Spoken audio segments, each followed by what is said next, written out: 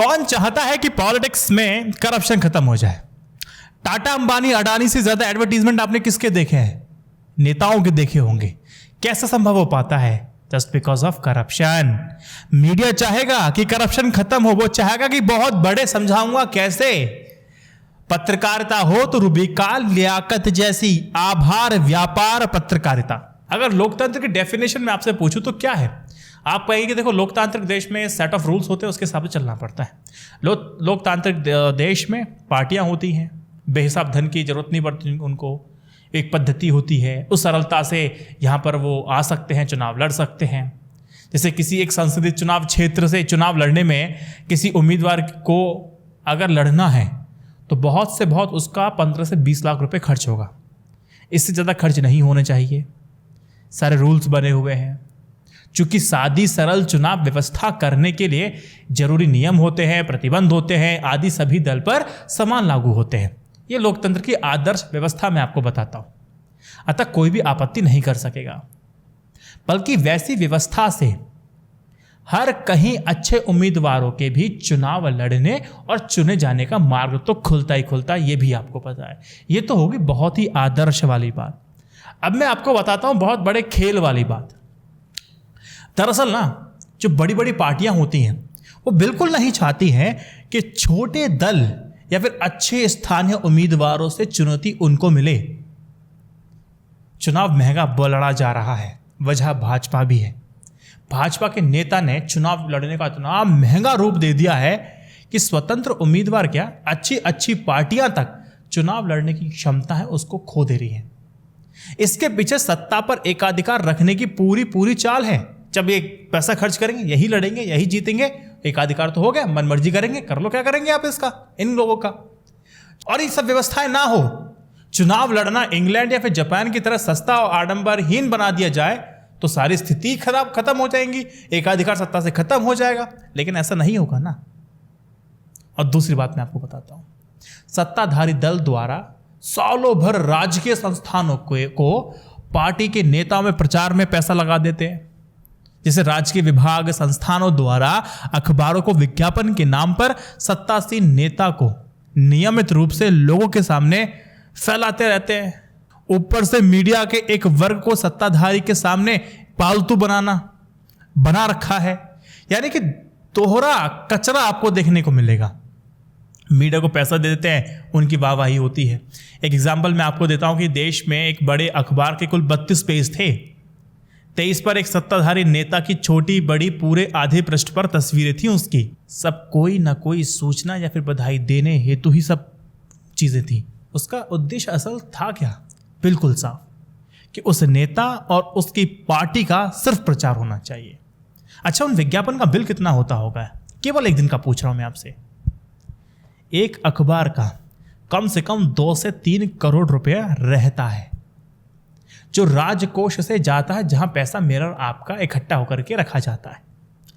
यदि देश के दर्जनों बड़े छोटे अखबारों को अगर आप जोड़ भी लेंगे जिनमें उस दिन वो विज्ञापन थे, तो केवल एक दिन में आप मोटा कह सकते हैं कि 50 से 60 करोड़ रुपए उड़ा दिए गए कुछ ही घंटों में।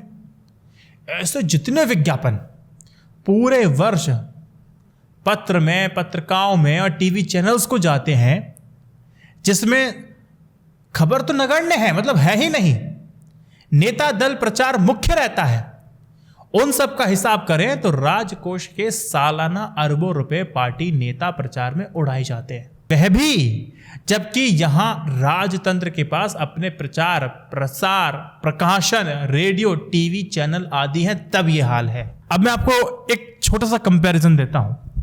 जरा उन विज्ञापनी तमाशों की तुलना तो कर लो कि दुनिया की सबसे बड़ी बड़ी जो कंपनियां हैं, धनी कंपनियां हैं, अपना काम या फिर कंपनी के मालिक का आपने विज्ञापन देखा है फिजूल खर्ची करते हुए देखा है? नहीं देखा होगा।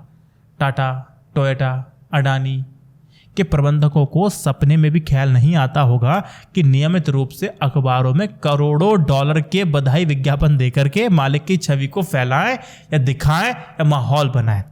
सोचने वाली बात है।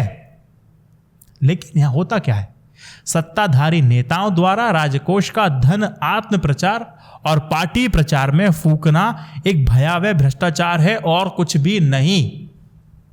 साथ ही सत्ताहीन दलों के प्रति घोर अन्याय भी है। जिनके पास सत्ता नहीं, वो कहां से खर्च करेंगे?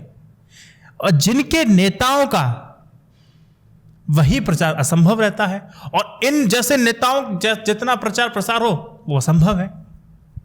यह चुनावी भ्रष्टाचार भी है। जब मंत्री पद के जो लोग होते हैं ना, वो पार्टी प्रचारक होते हैं, वो राजकोष से ही तो खर्चा जाता है। जबकि जो सत्ता में नहीं है, पार्टी के नेताओं का अपना प्रचार अपने ही फंड से, अपने ही कोष से उनको करना होता है। यह अन्याय आसानी से रोका जा सकता है। आप पूछेंगे कैसे? राज्य के विभागों, संस्थानों के विज्ञापनों में सत्ताधारी नेताओं के नाम व फोटो नहीं डालने के नियम बन करके आने चाहिए। 2 बधाई संदेश, आज आपका फोटो नहीं आएगा, नाम आ जाए, फोटो नहीं आएगा जी आपका। तमाम जरूरी सूचनाएं, विज्ञप्तियां यानी फिर एडवर्टीजमेंट उसी तरह से छोटे रूप में दी जा सकती है।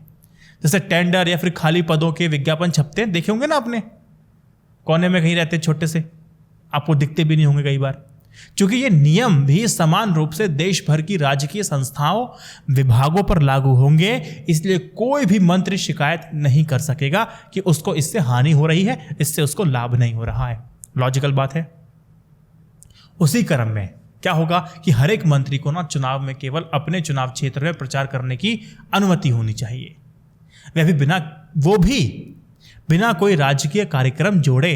यानी कि भैया कार्यक्रम चल दिए, मंत्री साहब खर्च करो जनता का पैसा जनता पर ही, ऐसा नहीं होना चाहिए। सो मंत्रियों का पूरे देश या फिर राज्य में घूम घूम करके चुनाव प्रचार करना भी रोका जाना चाहिए। क्योंकि उससे क्या होता है ना, जो सत्ता में नहीं है, सत्ता विहीन पार्टियां हैं, उम्मीदवारों के प्रति अन्याय जो होता है उसके कार्यक्रमों में, सभाओं में राजकीय तंत्र नहीं लगा होता, जो मंत्रियों के व्यवस्था, सुरक्षा आदि के नाम पर जुड़ा रहता है। यह भी राजकोष का एक दलीय दुरुपयोग है जिसको रोकना संभव है। ये आज बनेगा, सब पर लागू होगा। ये भारत के लोकतंत्र के लिए मजबूत करने वाली बात मैं आपको बता रहा हूं। ये ऑर्गेनाइज जो लूट होती है ना, संगठित जो भ्रष्टाचार है, इसको रोकने के अनेकों अनेक रूप हैं। राजकीय संस्थाओं, बिल्डिंगों को सत्ताधारी दलों के नेताओं के नाम को देना, मतलब पार्टी प्रचार का एक तरीका ही तो है क्या ये सिर्फ बीजेपी कर रही है? पहले भी तो हो रखा है ये, 47 से देख लीजिए आप। यानी कि राजकोष का दुरुपयोग तो हमेशा से होता रहा है। वरना राजकीय तेल कंपनी के आप मुख्यालय पर किसी मामूली दिवंगत पार्टी नेता की मूर्ति लगाना बेवकूफ़ी की बेतुका है। बात एक ही है, चाहे जो भी हो। एक नियमिती, भारी फिजूल विज्ञापनबाजी और अन्य तरीकों से नेता पार्टी प्रचार में राजकोष के अरबों रुपया उड़ाना, इसको भ्रष्टाचार कहा जाता है। तो आप इसका सॉल्यूशन पूछेंगे। सॉल्यूशन बहुत सिंपल है। निष्पक्ष जानकारों की कमेटी बने, वे ऐसे नियम प्रारूप बना सकती है जिससे सभी चुनावी सादगी से लड़े, सभी दलीय उम्मीदवारों को स्थिति समान बनी रहे, ऐसी व्यवस्था बने तो होगा लोकतंत्र मजबूत।